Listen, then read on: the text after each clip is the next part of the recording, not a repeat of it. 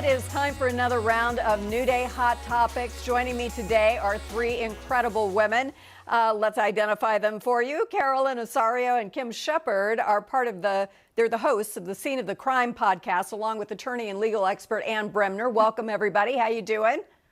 Great. Hi, good, Anne. There you go. Take the mask off so we can hear you. We're going to start on a pretty serious note. Since you guys do work around the scene of a crime, and Anne has definitely been involved in cases like this, we want to talk about cold cases that you're really interested in. Carolyn, tell us about your choice. Yeah, so in January 2017, a beloved family in Seebeck was brutally murdered. The Careagas were a blended family, and on a Friday night, 16-year-old Hunter Scott called 911 begging for help, saying his family had been shot and he was bleeding out. And when law enforcement arrived on the scene, the house was on fire. They later discovered Hunter and his 16-year-old stepbrother, Jonathan, and Jonathan's mom, 37-year-old Crystal, had all been shot, and the house was on fire. So 2 days later, they found the body of Johnny Careaga, and he was found shot as well in his burned out truck, like 10 miles down the road at a tree farm. And this has never been solved.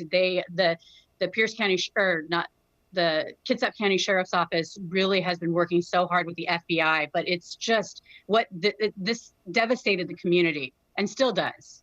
And obviously the family. No kidding.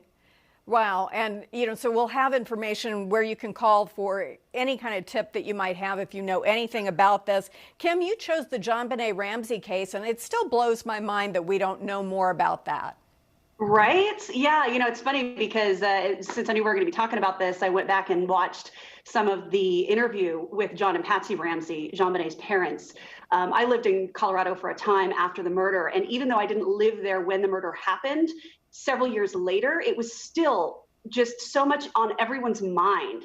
The fact that, the case was never solved, this beautiful young girl, her life was taken so early. And there's been so many, rabbit holes that people have tried to follow to figure out what happened to JonBenet. And it's amazing that this much, over 20 years later, we still don't know what happened to JonBenet.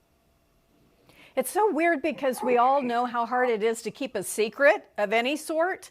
And then you think about a crime like this and just, it's mind-blowing, as I said before, that it could still be unsolved. And you chose the case of Lindsay Baum.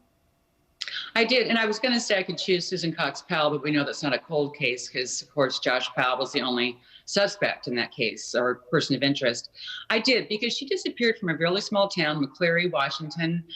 10 years ago, she was 10, and somebody knows something.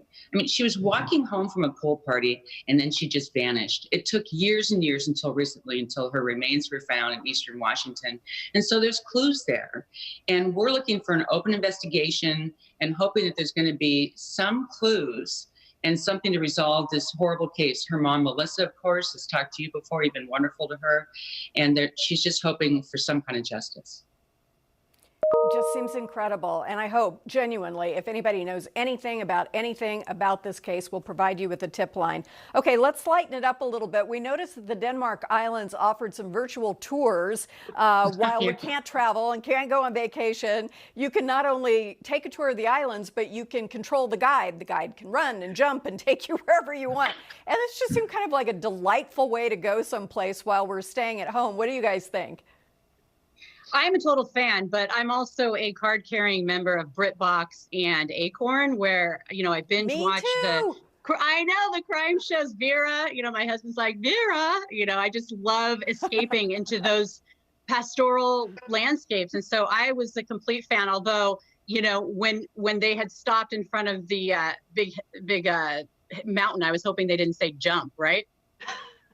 Yeah, I like exactly. The idea. It's like a marketing concept to have people go along with the guides, but it just can't replace actually going there. I know for me, when I watch travel shows on TV, I want to smell the smells. I want to, taste the tastes and feel the feels and all of that and meet the people. And unfortunately, when you do it via video or Skype or however they're doing this, you don't get like all five senses.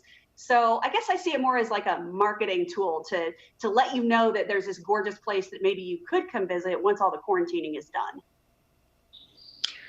I think we have way too much virtual right now and not enough reality. I agree with Kim. And so I'd just rather be there, and I've been there, and it's beautiful. Oh. Well, we are going to have to make do for now, but we'll be able to travel again hopefully soon. That's one of the things I think everybody misses the most. You have these ideas, and then you have the second wave of knowledge that I can't do that right now. Thank you, ladies, very much for joining me today. I hope you'll be back soon, and I hope we get some answers on the cases we talked about. Definitely. Thank you. Thank you. Take care and be safe.